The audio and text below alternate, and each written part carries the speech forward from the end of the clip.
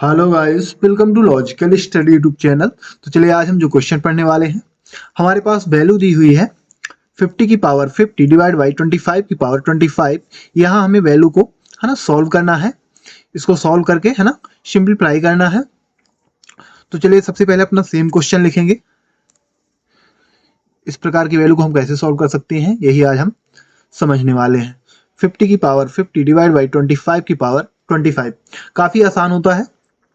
अब आपको क्या करना है कि आप इसको लिख सकते हैं, है ना। 50 की पावर 25 प्लस 25 डिवाइड में सेम संख्या लिखेंगे 25 की पावर 25, है ना। ऊपर जो 50 की पावर 50 थी, हमने क्या कर दिया, उसको 25 प्लस 25 कर दिया। ठीक है ना, ऐड कर दोगे सेम आ जाएगा 50। अब यहाँ गाइस एक रूल होता है एक्सपोनेंशियल। यदि a की पावर m इंटू a की पावर n है तो बेस समान होने पर पावर ऐड हो जाती है, तो a की पावर m प्लस n, है ना। ये रूल होता है एक्सपोनेंशियल।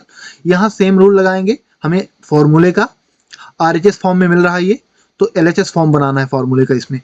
ठीक है ना, तो हम इसको लिख सकते हैं 50 की पावर 25 इंटू 50 की पावर 25 डिवाइड में सेम संख्या 25 की पावर 25। ठीक है ना, इसको हम इस प्रकार लिख सकते हैं। यदि आप देखोगे बेस समान है ना, बेस समान होने पर एक्सपोनेंट वैल्यू ऐड हो जाती है तो सेम बनेगा, है ना। 50 की पावर 50 सेम बन जाएगा ये। अब यहाँ गाइस आपको क्या करना है कि आप इसको लिख सकते हैं 50 की पावर 25 डिवाइड बाई 25 की पावर 25 इंटू 50 की पावर 25, है ना। इसको हमने क्या कर दिया, इस प्रकार है ना इंटू के रूप में लिख दिया अलग करके, है ना। 50 की पावर 25 को, है ना, एक टर्म्स को हमने अलग करके इस प्रकार लिख दिया। अब यहाँ गाइस आपको क्या करना है कि जैसे हमने इसको इस प्रकार लिख दिया, तो आप देख सकते हैं कि इनकी पावर आपस में समान है। तो यहाँ भी एक रूल होता है, यदि a की पावर m डिवाइड में b की पावर m, है ना, है, तो इनका जब एक्सपोनेंट वैल्यू समान है डिवाइड में, तो हम इसको एक साथ लिख सकते हैं होल पावर में, a डिवाइड बाई b की होल पावर m। ठीक है ना, इसको हम इस प्रकार लिख सकते हैं। सेम यहाँ फॉर्मूला लगाएंगे तो हम इसको लिख सकते हैं 50 डिवाइड बाई 25 की होल पावर 25। ठीक है ना, ये फॉर्मूला से इनटू सेम संख्या लिखेंगे 50 की पावर 25। अब यदि आप देखोगे, है ना, ब्रैकेट के अंदर डिवाइड में जो संख्या है 50 डिवाइड बाई 25, तो 25 से 52 टाइम में कैंसिल हो रहा है। 52 या सॉरी 25 टू या 50, तो 2 टाइम में कैंसिल कर दो तो यहाँ बचेगा 2 की पावर 25, है ना। 25 से 52 टाइम में कैंसिल हो गया, तो 2 की पावर 25 यहाँ बचा इनटू 50 की पावर 25 सेम लिख लोगे।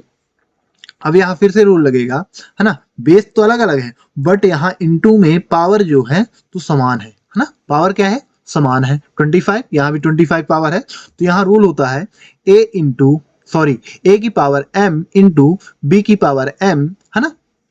यदि पावर समान है तो हम इसको लिख सकते हैं ब्रैकेट a इंटू बी की होल पावर m।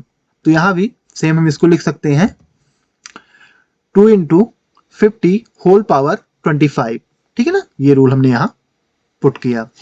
अब यहाँ गाइस आप देख सकते हैं कि अंदर मल्टीप्लाई करा दो 2 इंटू 50 का, तो ये हो जाएगा 100 होल पावर 25 सेम है ना, सेम लिखेंगे। अब यहाँ 100 को गाइस हम लिख सकते हैं 10 की पावर 2। ठीक है ना, 10 की पावर 2 होल पावर आपको सेम बाहर से लगानी है 25। 10 की पावर 2 का मतलब क्या है, 10 का 2 टाइम मल्टीप्लाई करने पर 100 ही आ जाएगा। इसको हमने इस प्रकार बना के लिखा है।